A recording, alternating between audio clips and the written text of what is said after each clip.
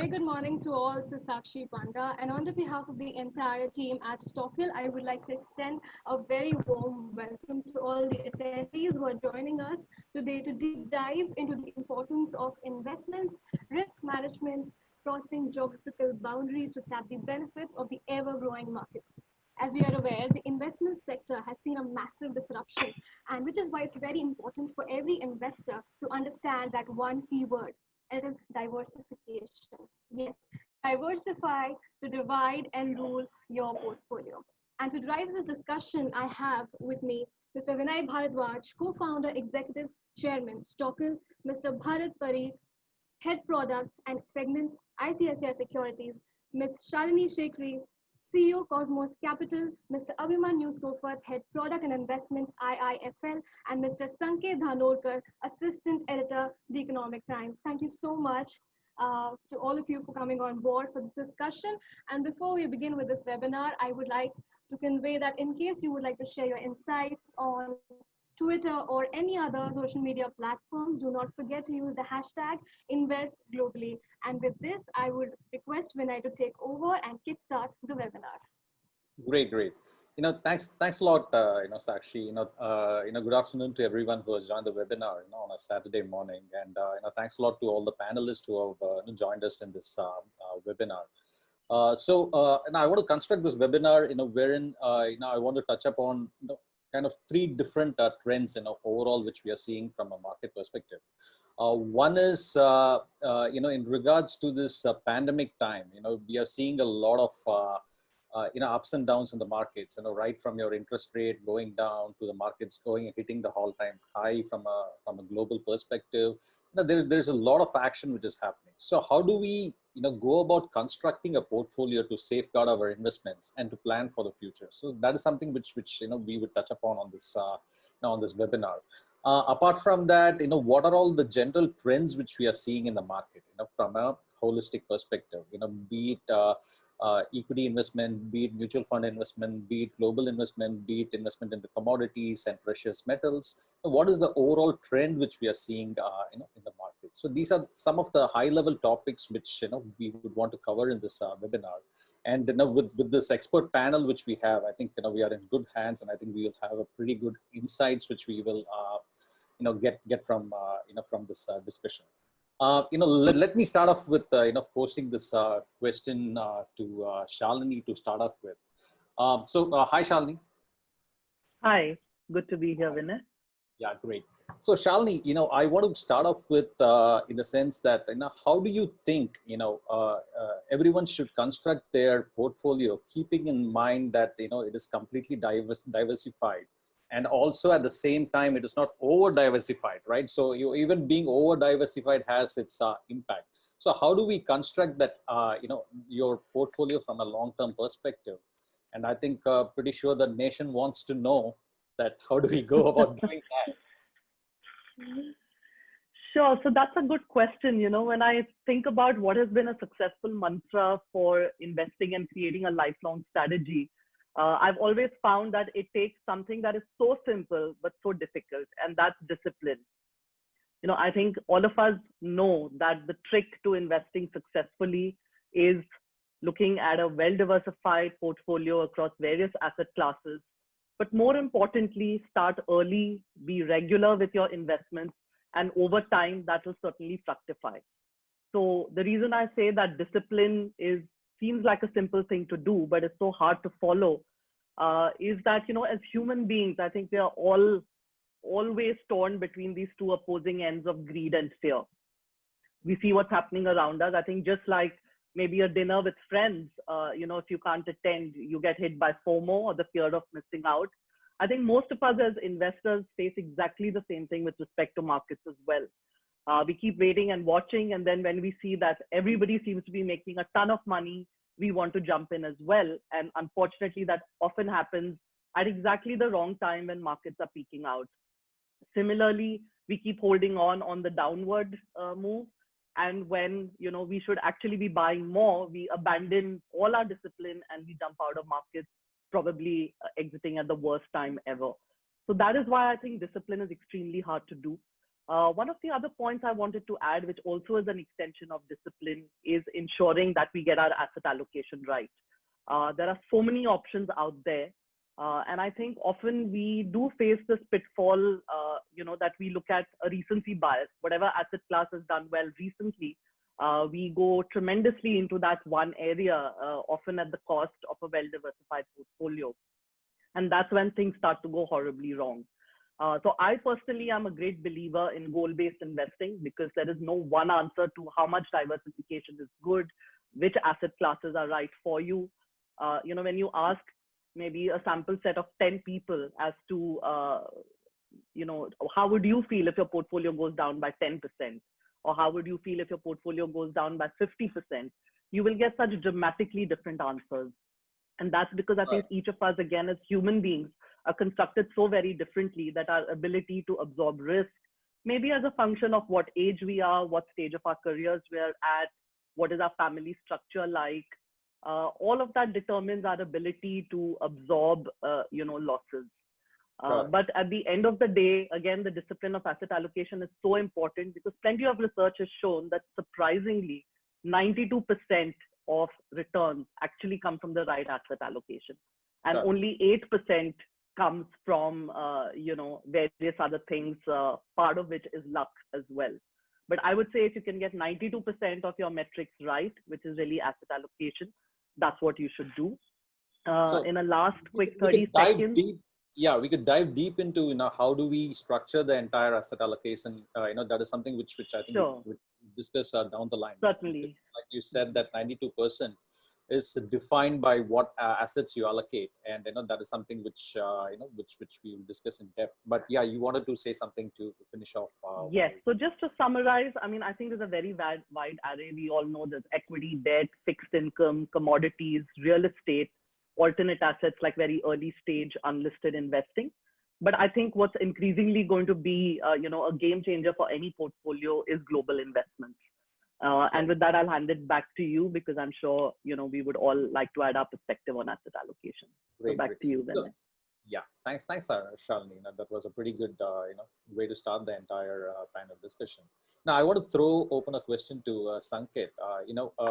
In your, with your interactions with a lot of people from a journalistic perspective, so to say, what are the investment behavior you are seeing from, say, millennial, Gen Z, kind of audience? And how do they look at investments from a long-term perspective? Because, market data essentially says that, millennials and Gen Z, they do a lot of research before they make any kind of decision, right?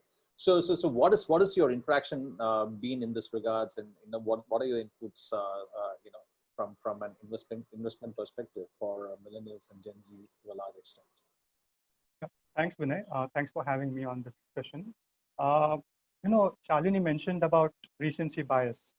I think we have observed from our interactions that people still largely continue to chase fads. In the last 5 or 6 months, we have seen huge interest picking up for something like gold, for instance. People are latching on to some of the more I would say expensive foreign stocks, just because they are the hot potatoes in the market right now. So she also mentioned about asset allocation, right? I think that is something that is still probably missing from investor mindsets. They are still not having a top-down perspective on their portfolio. They are still thinking about individual investments and which is the best probably return generating asset that they could find out there. So that is something that is probably worrying, and maybe some of the domain experts can probably share more light on that. Yeah, great. So Abhimanyu, how do we, go about, researching for the right asset classes, and how do we essentially start constructing a portfolio? Where do we start? What is the research which we got to do in order for anyone to start creating a portfolio with the right asset class? And how do you go about doing that from your past experience? How do you define the entire portfolio allocation strategy for your HNI clients? Those kind of inputs will be pretty useful for anyone wanting to create a much more holistic portfolio. Sure. Thanks a lot, Vinay, for inviting me. So first of all, I think so when you're looking at an HNI investor, I don't think so they do too much of goal investing per se. They have enough money which is there lying with them. So I think so it's more in terms of, they've already created some amount of wealth. So it is more in terms of, ensuring that the wealth gets a decent kind of a return. So most of the HNI investors, if you ask me, they are more than happy with a 9 to 12% kind of a return. They may, large part of the money, as goes into the bond market on the debt side. So, preservation of wealth is a very critical thing for which, hardly people talk about. Everyone talks about, I'll make 40% return. Today you have people on Facebook, sending messages. A friend, a classmate of mine has written a post on Facebook that if you want to make money in life, just invest in Vodafone because, it's a stock which is at 10 bucks. So, the entire, it's a kind of a frenzy which is out there. So no one understands, what happens if your capital goes to zero? What is the difference between a stock which is at 1,000 rupees? A 1,000 rupee stock can be cheaper than a 1 rupee stock. So, those kind of basic understanding in the market is clearly not there. From an HNI perspective, I think so clearly people are looking at that the overall yields have come down drastically. So then where do you invest? So obviously there's a lot of interest, say in a AA rated kind of debt paper because there's still a difference in terms of, the government risk-free rate and, where they're making money on the FD or, most of the products relative to some of these AA rated products. There is an interest even in, people wanting to test out new products, like example, REITs. So most of the guys are looking at, something like an Embassy or a Mindspace kind of, listed things. So those kind of products are also gaining a lot of traction with investors. So in addition to, a lot of the points which Shalini mentioned very well about, how people think in terms of behavior and all. I think so the primary problem right now is the mindset is gone all towards, this is something which is working out. So most of the people today are saying that, why should I invest in a mutual fund? Rather, why don't I just invest in a stock? Mutual fund last 7 years returns, are pretty bad relative to me having that kind of return in a week. So, that is the kind of danger that we are right now in the market. And that is where, it is important to give a right perspective to people about drawdowns. So hardly any fund talks about a drawdown, when they are talking about investing. They all talk about a CAGR return. Now, CAGR returns are very much a point-to-point basis of looking at things. But what if I would have invested in something right at the top? How do we handle that? So from that perspective, clearly as the other panelists also mentioned, diversification is pretty critical. And I would tend to agree that, in terms of diversification, having outside India exposure also will be important, considering the depreciation of currency. Like, for example, in case of S&P, for example, last 20 years, probably the index has gone up by 5x in dollar terms. But if you look at rupee terms, it would have gone up by 8x. So ultimately, this constant currency depreciation also leads to an inflation, and which also ultimately impacts us in terms of our purchasing power. So a lot of these kind of things we should think over when we are looking at investing, especially for an HNI kind of an investor. Sure. And Bharat, are you seeing there is some echo somewhere? Bharat, are you seeing some kind of investor mindset change, in the pre-COVID world and the post-COVID world? What are the different assets which people are much more comfortable investing in these days as compared to the pre-COVID world, so to say? Are you seeing any kind of a trend in that regards? Thanks, Vinay, and thank you for having me on the call and on this. So I broadly, take the points what Shalini and Abhimanyu also mentioned. See, it's not, and I think the most critical part of portfolio construction. And as rightly said, the recent bias actually destroys everything. And we at ISEC and ISEC Private Wealth, we are very, very conscious of the fact that it's very difficult for an individual to have control over the knob. right? And that's the what you call patience, and taking a right decision and staying with those decisions, maintaining the diversification, holding on to it. And the recent event, what you mentioned about the pandemic and the post-pandemic scenario, what we really seen is that the bias changes very quickly, and that destroys the entire asset allocation. And those things are the biggest enemy of long-term wealth creation. The day you are able to control the nerve, your temptation to go greedy and take care of your fear, you will be able to get what I call in our entire discussion at ISEC is, you will be able to generate a very high superior risk adjusted return. It's not about generating return, it's about risk adjusted return. And what Abhimanyu also mentioned, when you look at the fixed income, it becomes a one more word, risk adjusted post tax return. So it is your definition, and it is ability to use a simple framework to maintain a discipline and really focus on what you really want to achieve. As Shalini mentioned about goal-based investment. So for a retail guy, goal-based investment is the best. My child's education, I need to keep so much money, I have to invest, let's do this. Okay, becomes a goal-based investment. You do some SIPs and all. As Abhimanyu mentioned, what we do at a private wealth is all about maintaining a portfolio asset allocation and generate a sustainable long-term superior risk-adjusted return. That's a one single liner messaging which we try to bring. And that one liner takes care of all volatility and the behavioral aspect of your entire investment journey. And what to answer your question is, yes, pandemic has changed lot of behavior, and that is important that you control your emotions and able to hold on to your right asset allocation. It is very, very important. And what that required is a framework, a mental framework. And I'll give you a very, very simple example. You have been invested, say 20% into equity. So you are very low allocation. Now it is your framework will decide whether when the market is down 40%, you are looking at loss on 20 rupees at 40%, which is that you have lost now $8, or you are looking at the fact is that I'm really under allocated to equity now, and market is giving you an opportunity to invest more. The decision to buy or sell is not looking at the market, it is your framework and your mental setup. If you're mentally there to do an asset allocation and generate a right asset allocation, you will be looking to buy because you're underweight.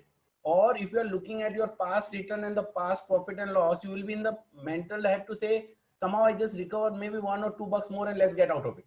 I've done a wrong mistake. So it's your framework. Okay, pandemic has only shown that those guys who are having a right framework, right asset allocation, who've been looking from the top down and looking at the fact that these are the opportunity. Every adversity gives you opportunity. It is your ability and your framework decide whether you are taking it as an ability to take it as an opportunity, or you are also going to suck it and get ultimately lost out into the entire pandemic. So the guys who are able to hold on to their nerves, take this opportunity, build on their portfolio, are coming winner. The guys who are really rushed out, liquidated, are really suffering. So that's broadly it is. And I think it's a framework. It's your ability to hold to a right asset allocation. First is to find what is your right asset allocation. Then having that right allocation. And also very important thing is that in a long-term asset management, it is also very important to look at the trends. You can't be like a just 60-40, 40-60. That doesn't work. Yep. Okay. No, I'm totally in agreement with that, Bharat. I think most of the panelists here, I think we are in consensus with the fact that the right asset allocation and having a right framework, in managing your wealth, goes a long way in achieving your goal to a large extent, right? So I think there is a consensus on that angle. But I think I want to just dive a little bit deep into that, in the sense that how do we go about constructing that framework? They are like different asset classes which are available for the for the mass retail investors in the market at the moment, right from global investing, wherein you can go and buy shares or fraction shares of Amazon, Apple through direct investments. There are mutual funds which are coming up with new NFOs like Axis, which is coming up with a new NFO right now for a global mutual fund where you can invest in that. Motilal already has it. Edelweiss recently launched something that which gives you an exposure to foreign markets. Then apart from that, you are looking at, different, say, precious metal. For example, silver. Silver has been going through a crazy bull ride, the past couple of months. So then there is, you got to take that into consideration. And apart from that, obviously mutual fund, over the last year and a half, it's not been the Indian mutual fund. It's not been generating the kind of returns which, a mass retail investor would expect. And with the pandemic and all the issues which have come up, the savings, the fixed deposit rates are going down. So I think there needs to be a complete look in from a long term strategy as to how do you pick your assets and how do you go about building your portfolio for a long term game, right? So people, they need to look at their portfolio currently and they need to reallocate a lot of their asset classes, so to say. So what are your thoughts on that? How do we go about constructing a portfolio, like you said, with the right framework and the right, mindset and understanding the right mindset of the investor? So what are the different asset classes? What are the different percentage which you need to have from a overall portfolio construction standpoint? Let's kind of, let's go a little bit deep into that so that, the viewers, they understand how they can go about doing these things. So Vinay, I'll just pick up. So basically, I'll just talk about the framework. Yep. How this framework, you can make a framework. How can you really use this particular framework, and how can you really create a portfolio? To start with, the framework, I call it a very simple framework, which is called a PCA framework. And I, pardon me for some technical words, but they are not technical. They're very easy. So the way we look at it is a PCA framework, okay, which is preservation, core allocation, alpha generation. So there is a part of your portfolio you will put it for preservation of your wealth. There's a large portion of your portfolio which is your core allocation, and there is a one part of the portfolio where you take little bit more risk to create that additional alpha. So broadly, you divide your portfolio into PCA. P will have all your fixed income, and the way you define P is a product which has a very high degree of predictable return with the least possible of volatility. So that's become preservation. Now then, preservation can come anywhere. So it's not fixed income, it can come anywhere. If you have a clarity that, so I just give you very simple, a very good company with a reasonable valuation and a very high amount of predictable free cash flow, okay, can become a part of your preservation, because when you're looking at an asset for a 20-year time horizon, actually fixed income will not give you a preservation because you may not be able to beat inflation. Then those assets will become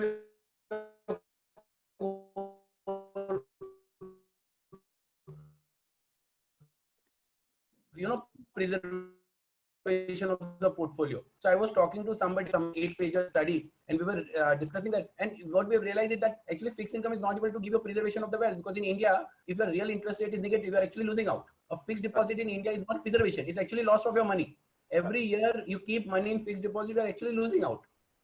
So it is important that you understand that what you are doing. So when you want to keep some money, so let's straight away get into the portfolio building, and conceptually it will become much larger. So you have a one sort or a one portion of your investments ranging from say 10-20% to 30-40-50%, depend on your risk ability, your ability to lose money. You keep some money in a fixed instrument, fixed income kind of a concept, or look at a diversified large cap mutual fund as a part of your allocation, because that will become the one part of the portfolio. The second part is a core portfolio allocation. The idea of having a core portfolio allocation is a portfolio which can generate a return higher than the nominal GDP growth rate of the economy, which will broadly make sure that your wealth is able to grow in line with the economy in large, and you are able to create a wealth in line with what your economy is going through. So if you are in the US, the fact is that you are able to generate a wealth which will be in line with the way the US economy and the US spending power will increase, which is the core allocation. And a very large portion of your allocation should be a core allocation.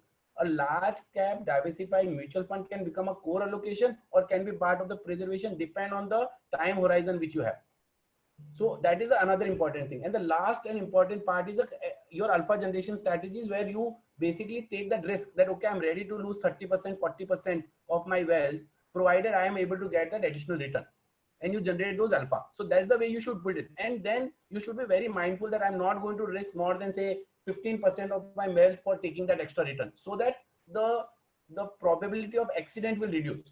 See, everybody wants to generate additional return, right? It's not that you just can't say that, boss, forget it, let's put everything at one place. Everybody wants to participate. Everybody wants to make money. It is your ability to control and just say that, okay, in my right asset allocation, I have a 15% of my money kept it for alpha generation. I will not give more than 15%. And that's the way you will be able to control. Otherwise, everything will go in the penny stocks and you will be of nowhere. And So, Shalini, do you want to add anything to what Bharat is saying here in terms of having a a kind of a different alpha generating asset class part of your portfolio, so that your wealth is like preserved to a large extent, like he correctly mentioned. One of the core things which we got to look at is wealth preservation. At the same time, we got to have the right balance for creating that alpha. I think what are the asset classes you think should be part of a portfolio to create that alpha? Now, is it global stocks? Is it precious metals like gold or silver, or diversified ETFs which are available in the market these days? What are all the different asset classes you think will generate that alpha for an investor? What are your thoughts on it? You are on mute, Shalini.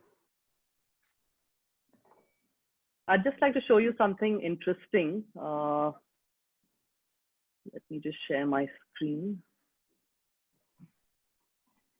So I think very simplistically, the question really is that, is there one answer for all points of time, right?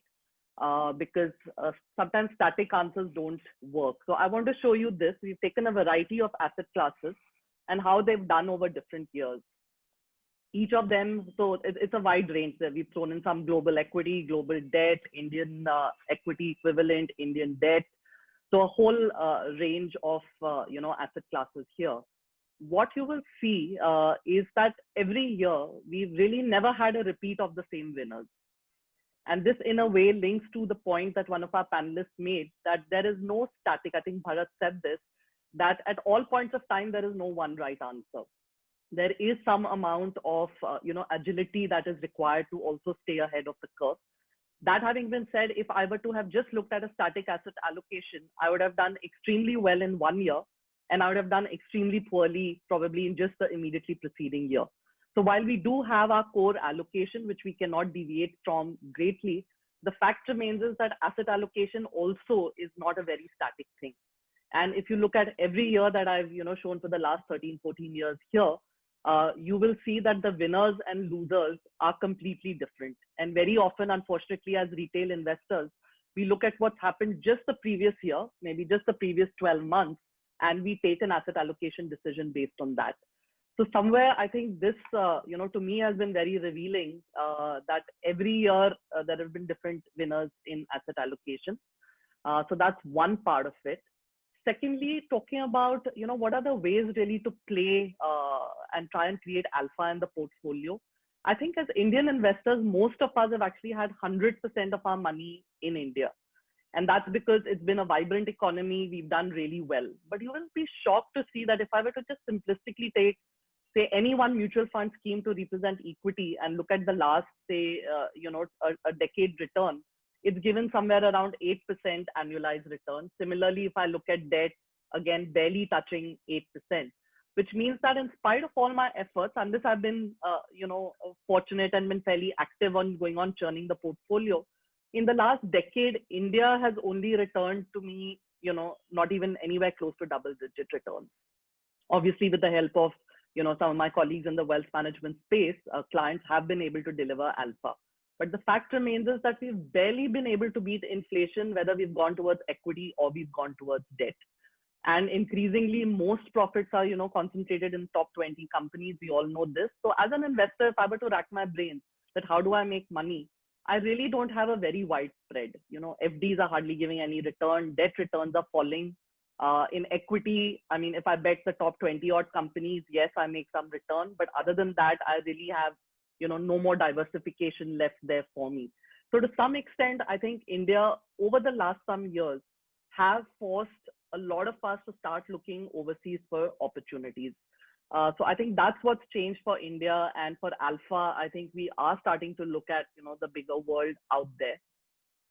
we all agree that, you know, the world is really large. So I have again some interesting data points here, that if you look at these specific days in history, you will see that something negative has happened for Indian markets, and we've had a major hit to Indian stock markets. But when I look at what's happened in other parts of the world around these particular periods or dates, there's hardly been a blip, right? And that basically means that if something negative happens in India, we certainly get impacted. And if something happens in the US or the broader world, we again get impacted.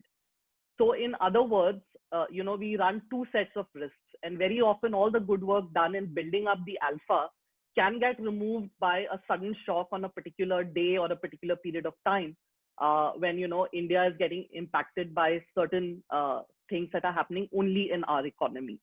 So I think we all agree that putting all our eggs in one basket, and India is certainly a great basket, but it is just one basket, is never, you know, the wisest way to go. So increasingly, we are, you know, extremely clear that one of the alpha generation techniques really is, you know, to look at the fantastic opportunities out there. Just one data point, there are over 2,000, say, listed ETFs, which is a very simple way of playing, you know, any global market today. And you can play the most esoteric stuff. So like in India, for example, I can buy a gold play, but I can't buy a broad basket of gold miners, for example. Similarly, in India, you know, silver is not something that I can easily participate in unless I maybe buy 5 kgs of silver and put it in my locker at home, right? Yeah. So which means that to participate in some of these trends, which are obviously extremely exciting, I have to look outside at more sophisticated markets where every imaginable instrument is available. Similarly, probably debt, we are extremely excited about an inflation protected or inflation linked bond. Because of the volatility in inflation, you know, that is something that at Cosmos we're extremely excited about. So as we look at the world, we find that there are such unique themes, such large themes. Another pet favorite of the house is a pet care ETF that's available out there. So 1 in 3 US households have a pet, and only 1 in 5 want a kid, right? So that is really what the world is like. And, you know, if we can play all of these large structural trends, even without going down to a stock level, because again, you know, with the number of listed stocks in the world, it's very hard for, you know, an asset manager to be an expert in everything. But you can create alpha by looking at where the money is going to go, which asset class will do well, which part of the world will do well. Like we believe Vietnam is where India was at the beginning of the 2000s, an extremely exciting journey ahead. So maybe if I have some part of my money positioned for some of these other parts of the world, and maybe for other asset classes, nothing to suggest that equity is going to be the winner every year, as we saw from one of my slides.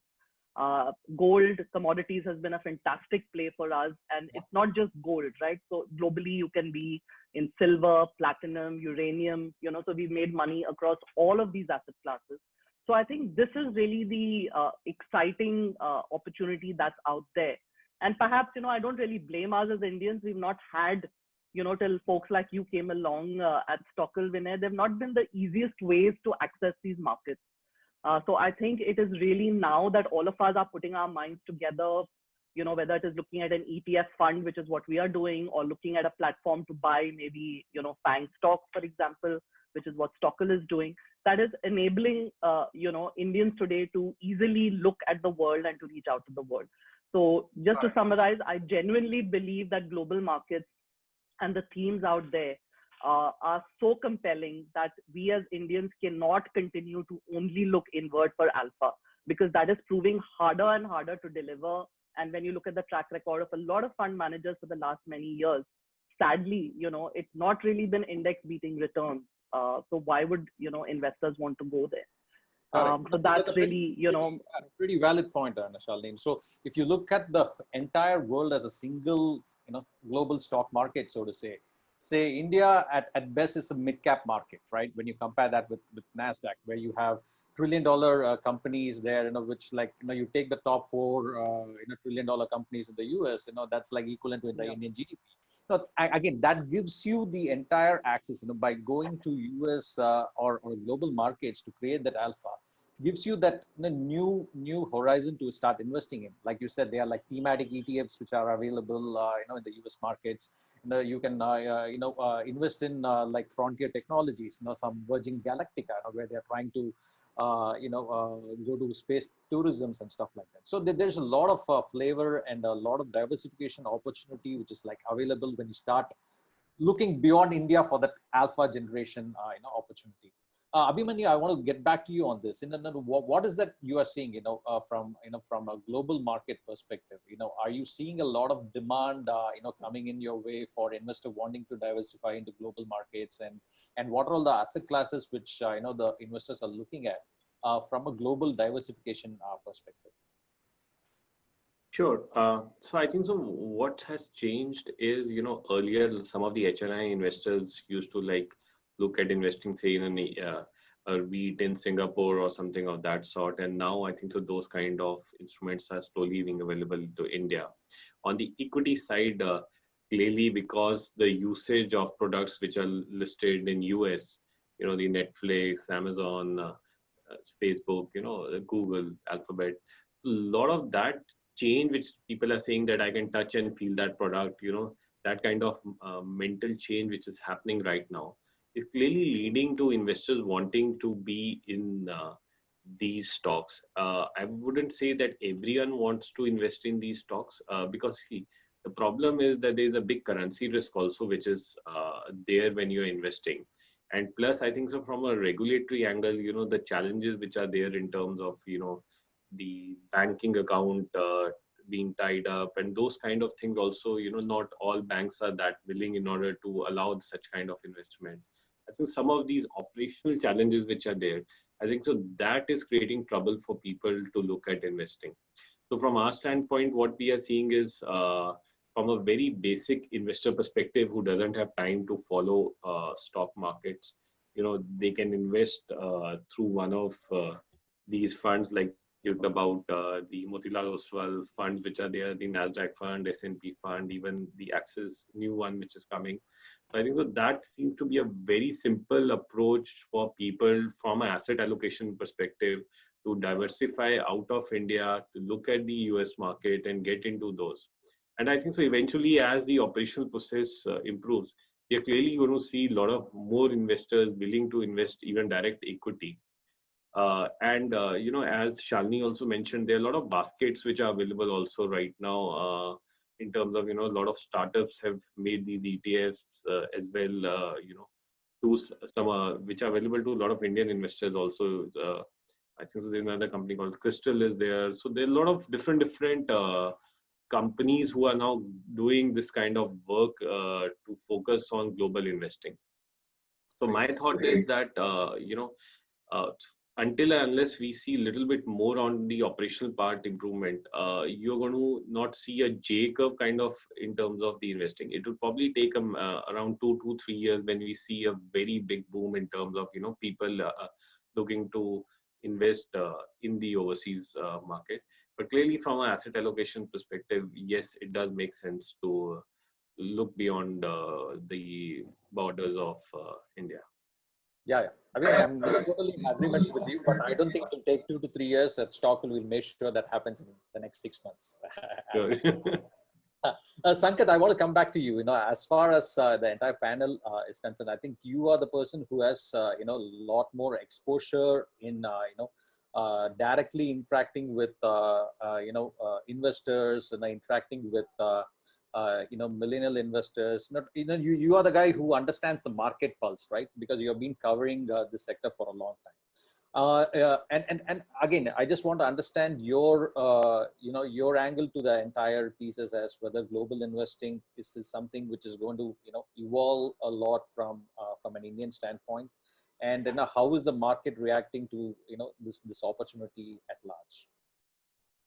Yeah, so definitely there is more interest in foreign stocks at the moment.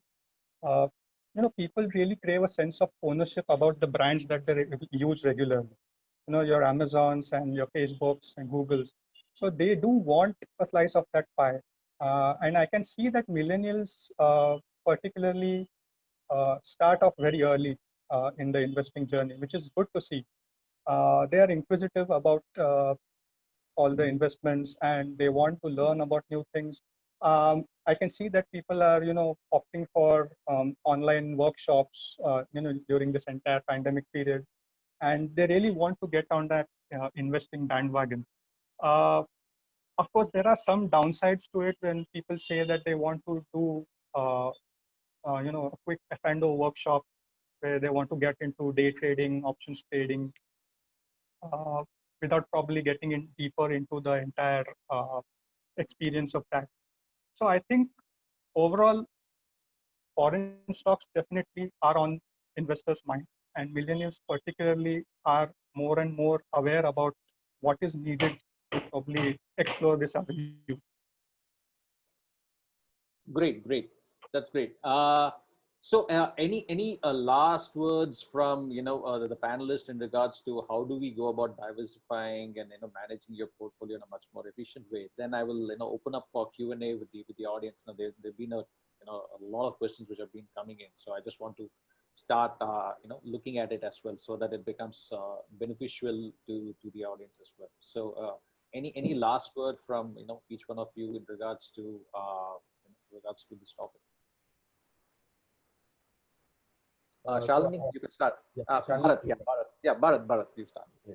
So I just what I think I mentioned earlier, just be mindful of what asset allocation you're doing. And I think what Shalini shown, those numbers were outstanding numbers. It clearly indicates that there is a very, very low correlation between multiple asset class. It's your ability to diversify into a well diversified portfolio, looking at the asset allocations, looking at the themes or the ideas you're picking up. Say example, what Shanli mentioned about gold. If you go and look at the history of the gold is a 10-year history and a 10-year story.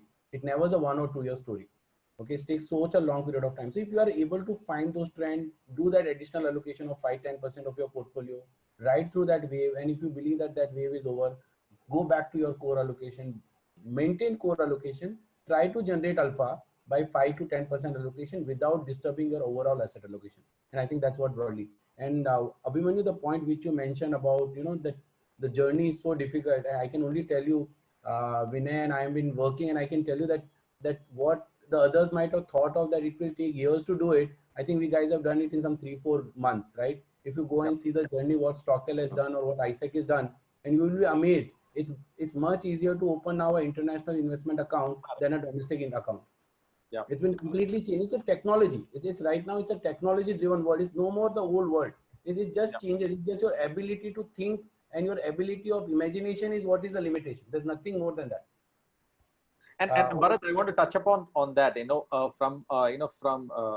read an article like a week back in Financial Times wherein they mentioned that robo advisory and coming up with the robo advisors in the US to a large extent, they have been using technology at large, and they have seen a crazy spike in investment coming in, right? The likes of Wealthfront and Betterment in the US. So what is ISEC doing from a technology standpoint? Are you guys, helping, your customers with creating their, the portfolio strategy using tech? If you could throw some light around that, that'll be awesome.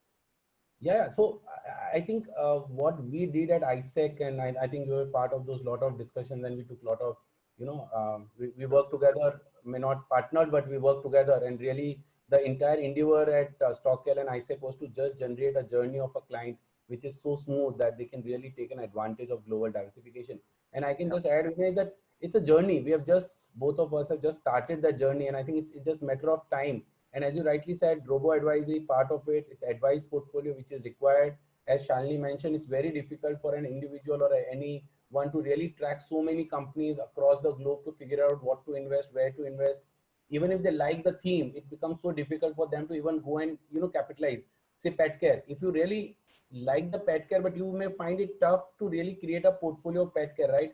The way you do infrastructure in India, you don't just go and buy the road constructor, you go and buy cement because you believe that that's the way to play the construction, right? So there can be a lot of companies in that particular theme, and I think that's where the robo advisory comes. It's the ability to create a portfolio on the themes, ability to generate, rebel the portfolio, and I think it's catching up. We are also working on it.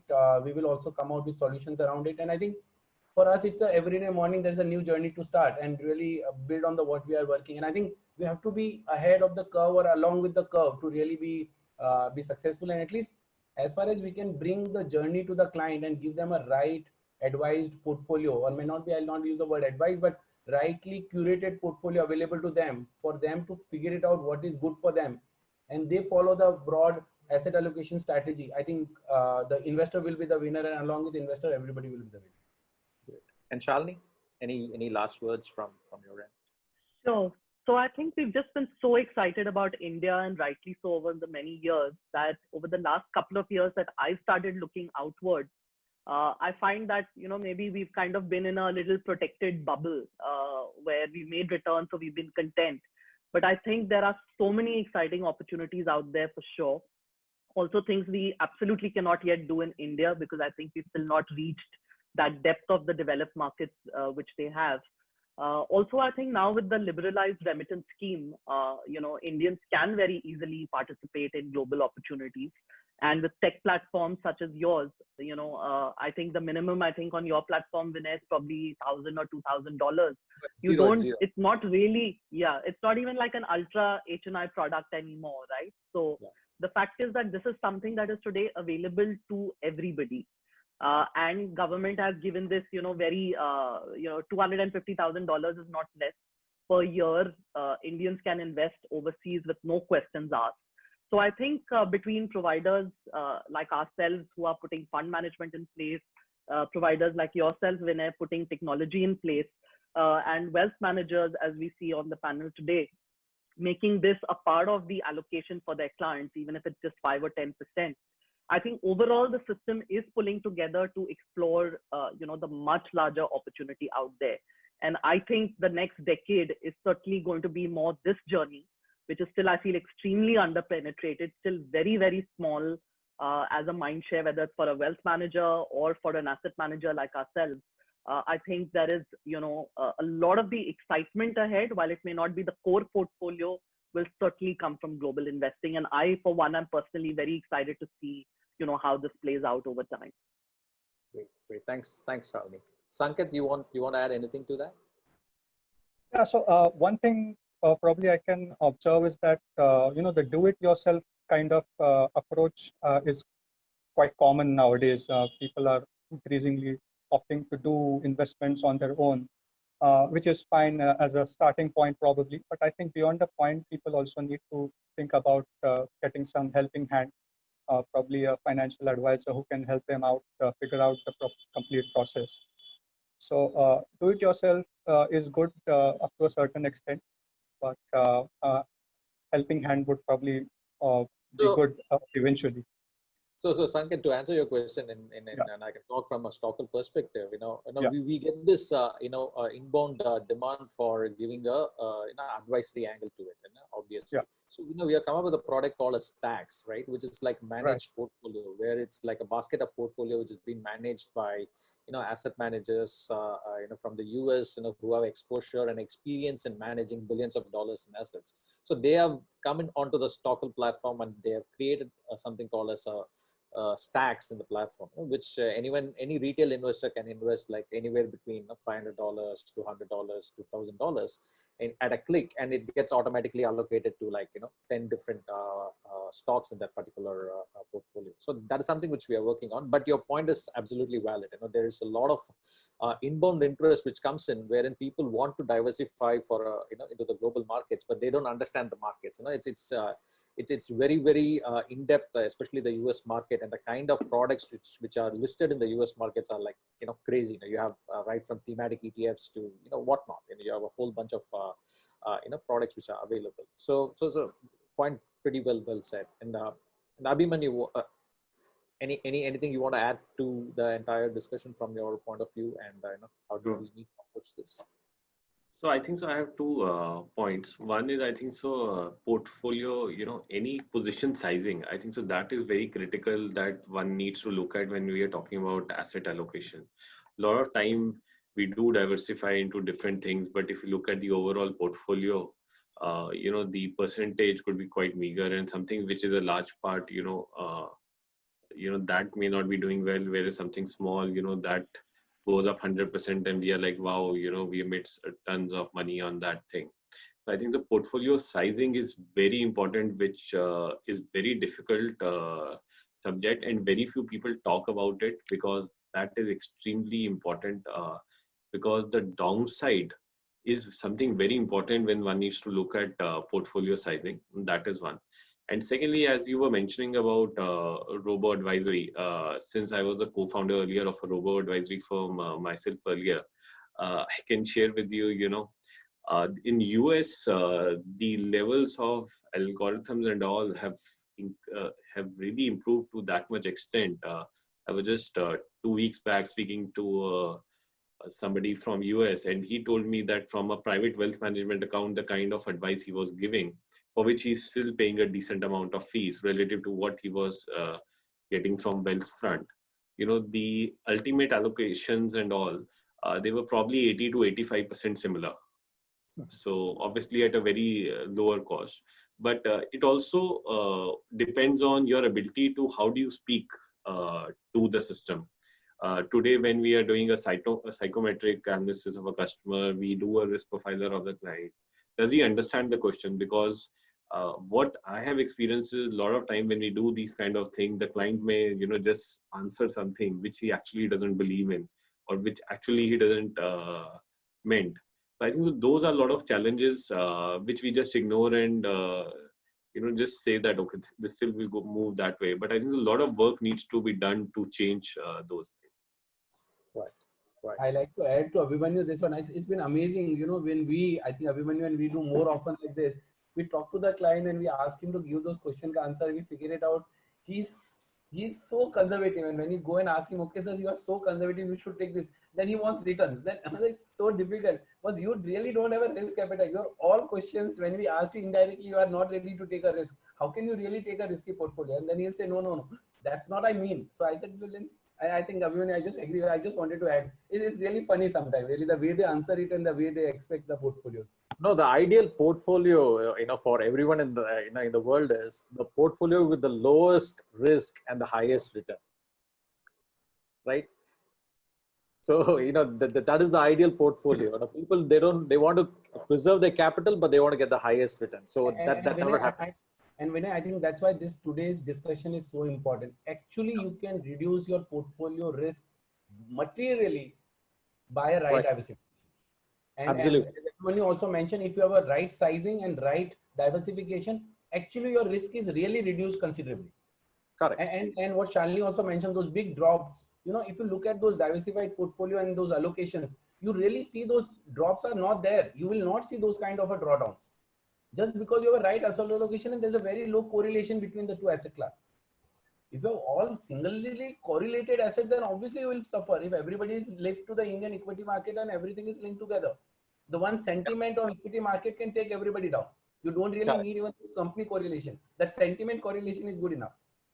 Yep. Vinay, just to add that point on risk profiling, I think what we have seen is that from speaking to many financial planners, people's risk tolerance keeps changing depending on the market circumstances, right? So people who are probably conservative more than 6 months back suddenly overnight became aggressive, right? Moved from probably debt to equities, right? I think what we have always said is that risk profiling is best done when the market is down.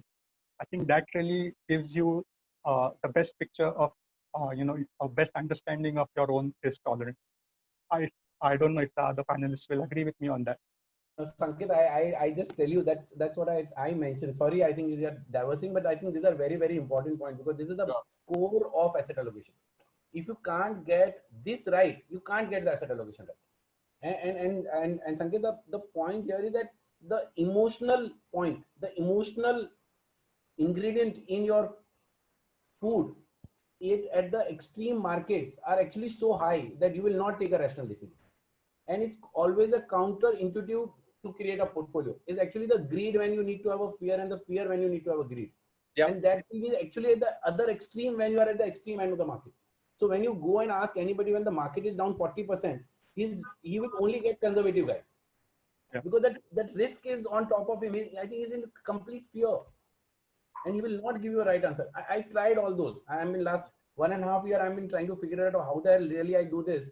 And we've tried few of them. We really found, and I only concluded one thing is that you have to figure out a mindset which is away from greed and fear. Then only you will get a right risk appetite. It's the day the psychological fear and greed is in your mind, you will not give a right answer, you will not do a right asset allocation, and you will not be in a position to create a right portfolio for him. It's the psychology. It's not actually a number. It's a psychology which determines your asset allocation.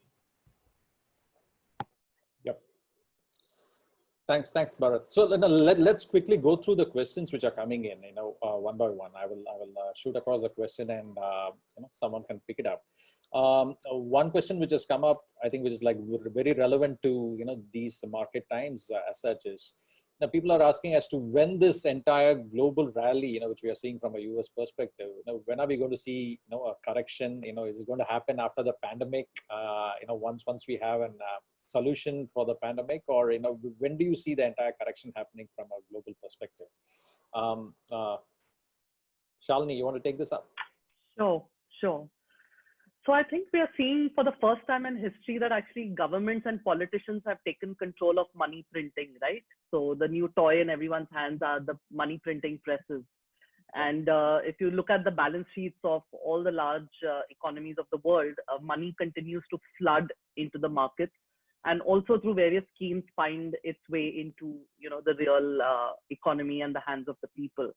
Now, if we think about the last few months, right, and we think about the pain in the real economy, which is businesses doing poorly, businesses shutting down, unemployment, there is nothing to suggest that we should be seeing the kind of rally that we are seeing. So this really plays to our theory that it is liquidity that is driving markets and not really fundamentals. And we believe this is not happening for the first time. I mean, our theory is that for the last, like from the history of time, it is really liquidity that has been driving either an asset class or markets. So to answer your question simply, I think as long as money keeps getting printed, we will continue to see different asset classes and different parts of the world rally. The question is really that where will this money go?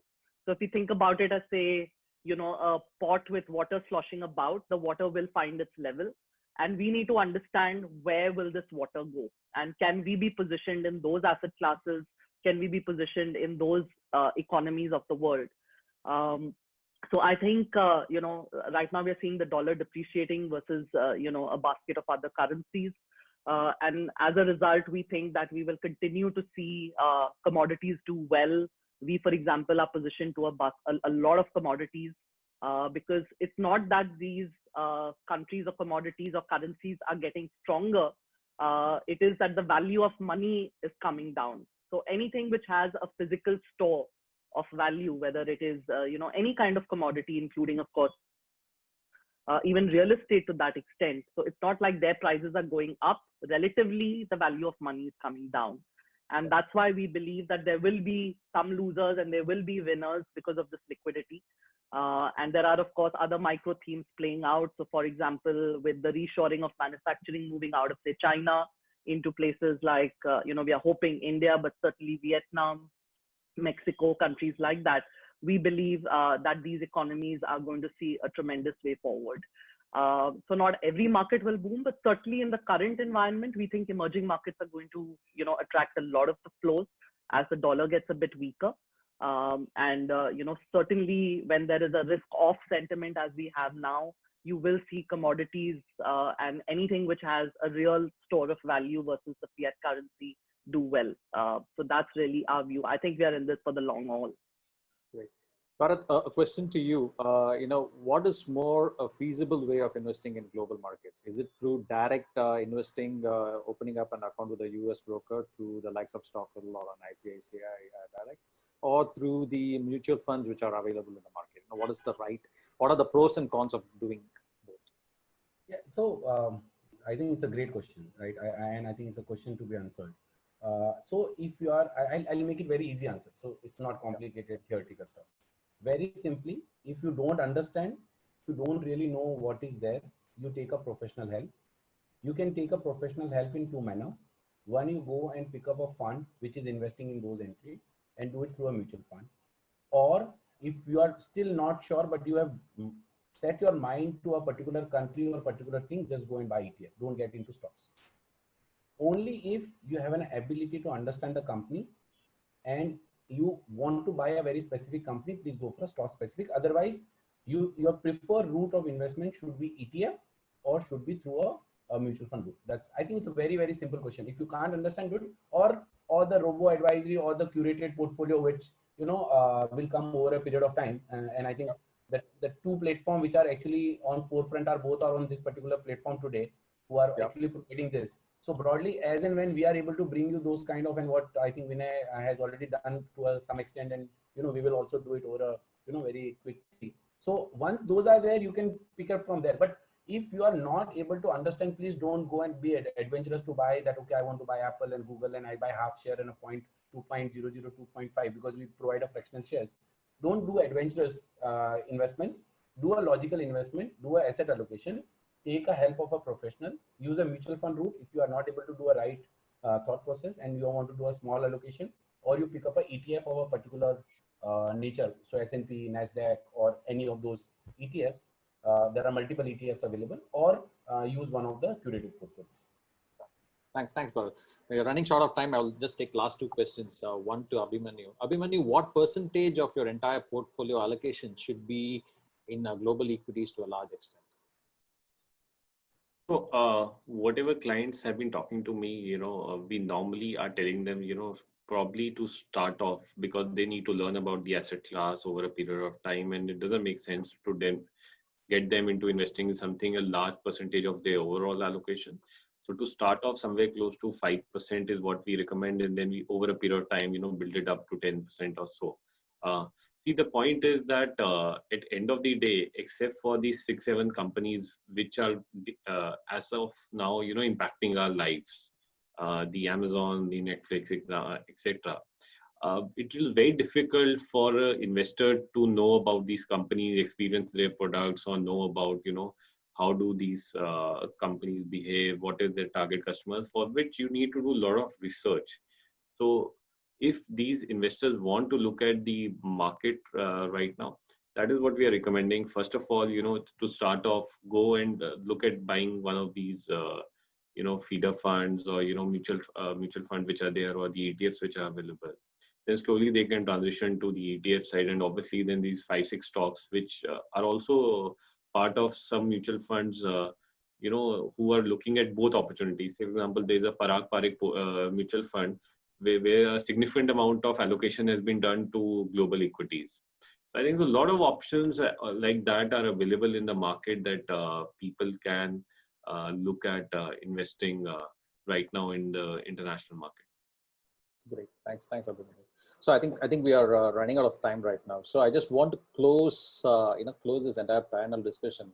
I think we started the Arnab style. I think it is benefiting to close it, from Karan Johar style. So I'm going to ask some irrelevant quick fire questions, one question to each, and I just want your answers to that, and I think we can wrap up the session.